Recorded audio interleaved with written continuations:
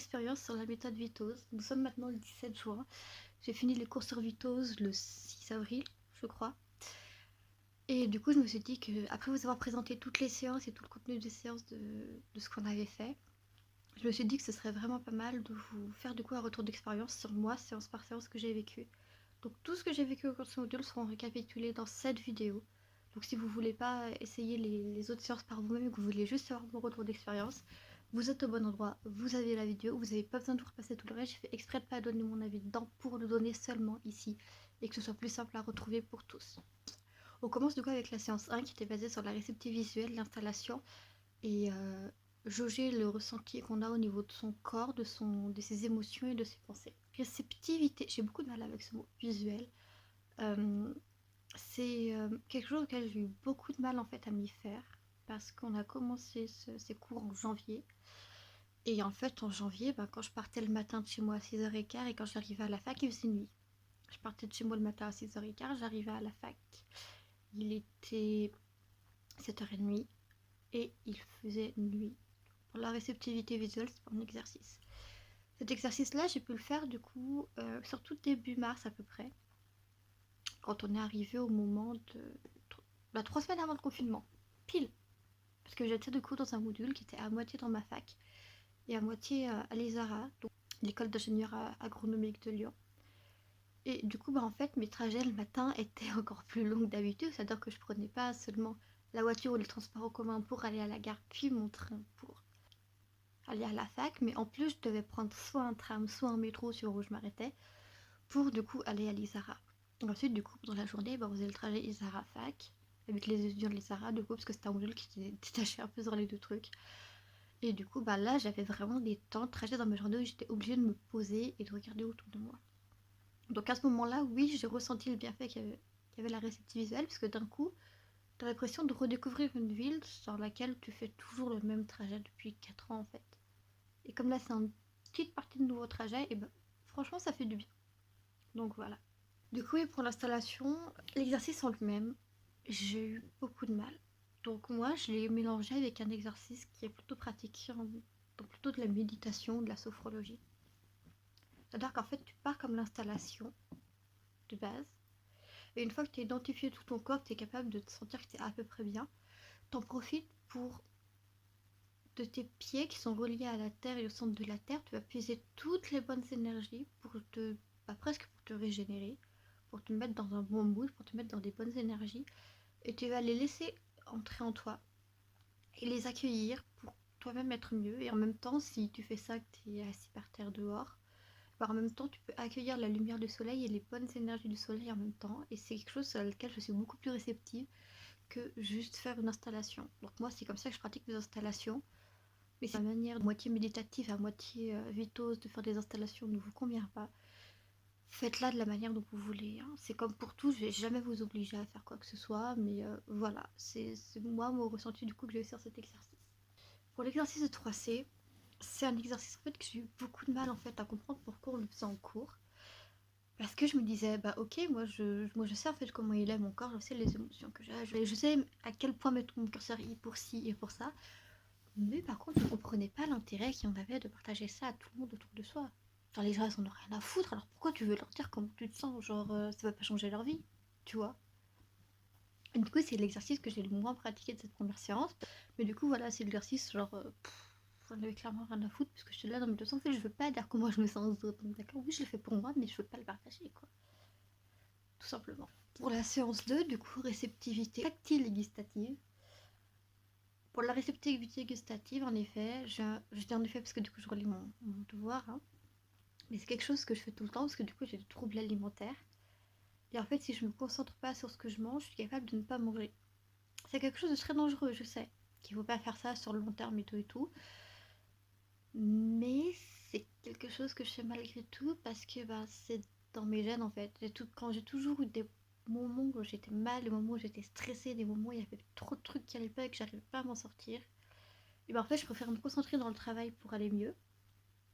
Et en fait, j'étais tellement concentrée dans mon travail que je voyais pas l'heure passer, que je mangeais pas. Enfin, je mangeais pas si, je mangeais, mais genre je grignotais. Genre par exemple, je me levais entre 8 et 9 heures, je buvais mon café, je me mettrais à travailler entre 9h30 et 10h, suivant l'heure à laquelle je me levais. Comme ça, j'ai toujours un laps de temps entre une demi-heure et 1 heure au réveil où je chill, ça me fait du bien. Donc je me mettais à travailler à 10h. Et puis d'un coup, à 15h30, je suis là, putain, j'ai faim.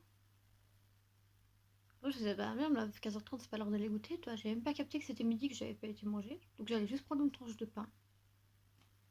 Puis à 18h, j'avais faim, j'étais là, bon, bah, allez, je prends un petit truc. Donc je prenais genre. Ok.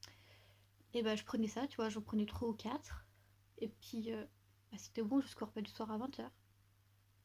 Et en fait, j'avais sauté bah, le repas de midi. J'avais sauté le goûter, où le goûter, bah, je me goitre comme jamais. Et ça me faisait rien en fait. Et je faisais ça sur plusieurs jours, jusqu'à ce que ça aille mieux, jusqu'à ce qu'il ait sur ce truc, ou jusqu'à ce que mon corps lâche aussi. Jusqu'à ce que j'en fasse des malaises au réveil, et que là je me dise, bon, ça va pas, faut peut-être que 2-3 prennent en main un peu. Voilà. Donc réceptivité gustative, ouais, c'est quelque chose que je fais tout le temps, sinon bah, ça part en couille totalement mon corps, hein, faut dire ce qu'il y a. Et puis réceptivité tactile, ben là je pouvais pas la faire en fait. Je peux le faire que d'une main, parce que de l'autre j'ai un peu de léger handicap, mais qui fait que soit je ressens rien, soit je ressens trop, et quand je ressens trop, en fait, ça me crée des douleurs sous forme de choc électrique dans les articulations. Par exemple, vous voyez les trucs d'électricité statique, genre quand tu touches quelqu'un qui a l'électricité statique et que genre tu touches, ça pique, tu vois. Et ben moi, genre, de toucher certaines matières avec la main qui est handicapée, en gros, et ben ça me fait la même chose, sauf que ça me pique dans l'avant-bras, dans l'épaule, jusqu'au cervical en fait. Donc réceptivité tactile, du coup, quand tu te demandes de le faire avec tes deux mains et que toi t'as juste une main où tu peux le faire, ben c'est complexe. Pour la séance 3, du coup, sur la réceptivité auditive et les actes conscients, la réceptivité auditive,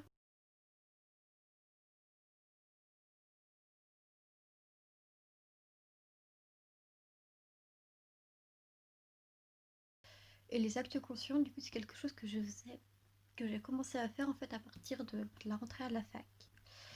Parce que je me suis dit que j'en avais marre de tout perdre tout le temps, de passer plus de temps à chercher les choses qu'à savoir où elles étaient. Donc à partir de là, j'ai commencé. J'ai regroupé toutes mes affaires dans un porte-carte, et le porte-carte, dans chaque veste que j'ai, le porte-carte a une place spécifique. Et c'est devenu une habitude en fait. Et de le faire en conscience, je sais que tout ça, bah, c'est là-dedans, que ça sera toujours à telle place dans tel truc. Tout simplement. Donc moi, c'est comme ça que je fais les actes conscients, et c'est un truc qui marche d'enfer en fait. Pour l'exercice de la femme ou de l'homme debout, bah, moi je rapproche ça surtout bah, au côté méditatif de l'installation en fait. Parce que bah, en fait, quand tu fais l'installation, tu te rends compte que moi je suis quelqu'un qui, quand je suis stressée ou que ça va pas, j'ai tendance à me tendre, à me resserrer comme ça sur moi-même, tu vois, à m'enfermer en petite boule comme ça, et à me dire je prends pas de place, on ne me voit pas. Si on me voit pas, je vais disparaître, et si je disparais, bah, j'aurai plus de temps pour moi, pour être seule avec moi-même et aller mieux. Et en fait, du coup, bah, avec l'exercice méditatif de l'installation où tu t'arrêtes, tu te poses et tu prends les énergies du sol et du soleil, de la terre et du soleil, et ben là, d'un coup, tu vois, genre, je me détends et je me rends compte que bah, en fait, je peux prendre plus de place que quand je suis en boule, mais c'est pas grave en fait, c'est ma place à moi, c'est tout. Pour la marche consciente, par contre, je suis désolée, mais la marche consciente, je peux pas en fait. La marche consciente, c'est quelque chose qui me stresse, qui me tend. En fait, je j'ai l'impression d'aller trop vite, et du coup, ça me fout des vertiges et je manque de tomber à chaque fois. Sauf que j'ai l'impression d'aller trop lentement. Et dans ce cas-là, mon cerveau se dit putain, mais arrête d'aller aussi lentement, tu vas être en retard. Et du coup, bah, je suis pas mieux à l'aise non plus, donc la marche consciente pour moi, c'est définitivement moi. Pour la séance sur les émotions, je vous avoue que j'ai trouvé ça totalement inutile.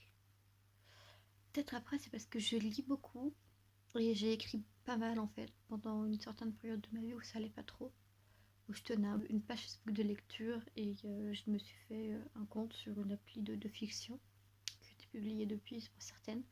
Pas les miennes, hein, mais des fictions d'autres auteurs. Et du coup, pour moi, cette séance, j'ai vraiment l'impression d'avoir gaspillé 2 heures dans ma vie et c'était archi chiant. Pour la séance 6, du coup, de la concentration, vous savez, sur les trucs de spirale et tout, alors en fait, c'est quelque chose que je pratique aussi à chaque fois. Genre, par exemple, quand je fais mes fiches de révision, là, comme là, et ben en fait, le truc, c'est que quand je fais mes fiches, je fais mes fiches Et je suis juste là-dessus. Le téléphone n'existe plus, genre plus rien n'existe. Je suis là-dessus et ça. Donc c'est quelque chose là aussi que je pratiquais déjà avant et que je pratique toujours parce que sinon j'arrive pas à rester concentrée dessus. Et si je reste pas concentrée dessus, ça avance pas et je procrastine. Et comme depuis cette année j'ai décidé d'arrêter de procrastiner, bah, c'est quelque chose qui est venu automatiquement en fait dans mon style de vie. C'est genre tu fais un truc, tu restes là-dessus, c'est tout simplement. Pour la séance 7, réceptivité olfactive et acte volontaire. Réceptivité olfactive, qu'est-ce que tu veux avoir de la réceptivité olfactive quand les trois quarts du temps t'as le nez bouché? Je sais pas vous, mais moi je trouve que ça me complique quand même les choses. Je suis pas super réceptive aux odeurs et tout. C'est voilà, c'est pas un truc avec lequel je suis super à l'aise. Pour l'acte volontaire, voilà. Je me souvenais même pas que j'avais écrit ça, mais c'est vrai qu'en fait, en me disant que oui, il fallait que je poste, que oui, il fallait que je scie, que oui, il fallait que je sac à tel moment, dès que j'avais un moment libre, tac, tac, tac, tac, ça m'a aidé du coup à plus procrastiner. Donc c'est vrai que j'aurais pu reprendre cet exemple pendant l'explication de la séance. Je crois que j'en ai parlé un peu de la procrastination pendant ce truc. Mais voilà, du coup, c'est par le biais d'actes volontaires. Même si je vous avoue qu'au début je savais pas que ça s'appelait des actes volontaires, par le biais du coup de ces actes volontaires que j'ai pu me sortir de ma procrastination, même si parfois par moments encore je procrastine beaucoup. Mais moi, j'ai remarqué que moi, donc je me dis c'est toujours ça de gagner.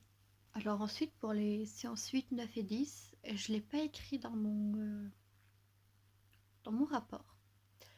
Mais je sais que si j'ai écrit pour la séance 8, mais pour les séances 9 et 10, en fait j'avais pas capté que c'était des séances à part entière et du coup j'ai pas fait de retour dessus. Mais du coup, pour la gratitude, vous avez compris du coup pendant de la séance 10, du coup que c'était ultra bon. Que c'était quelque chose qui me fait beaucoup de bien, qui me fait encore beaucoup de bien. Pour la séance 8, l'exercice du coup avec les mots. Vous savez, les mots qu'on prend et puis qu'on met sur des petites lettres, chaque lettre un petit bout et puis qu'on assemble. Là aussi, c'est génial, franchement. Je pourrais vraiment m'amuser des heures à le faire en fait. Et pour la séance 9, la restauration en fait, pour la séance 9. Et du coup, ouais, pour la restauration, c'est aussi quelque chose que je fais beaucoup. Genre, c'est quelque chose que je faisais à peu près quotidiennement quand je rentrais de la fac. J'arrivais chez moi, je suis là en mode bon, je me pose. C'est quoi aujourd'hui? Qu'est-ce que t'as à faire? C'était à ce moment où je me posais, où je listais tout ce qui s'était passé à peu près, où je faisais le point. Et après, je m'en mettais dans un bon mood pour aller travailler, etc. etc. Et du coup, voilà. C'est là-dessus que se termine cette série de vidéos servitoses. J'espère que tout cela vous aura plu. Comme d'hab, si vous avez encore des questions complémentaires ou quoi que ce soit, n'hésitez pas à réagir en commentaire. Ça me fait toujours plaisir de vous lire. Et puis, sur ce, à bientôt pour une nouvelle série de vidéos. Bye!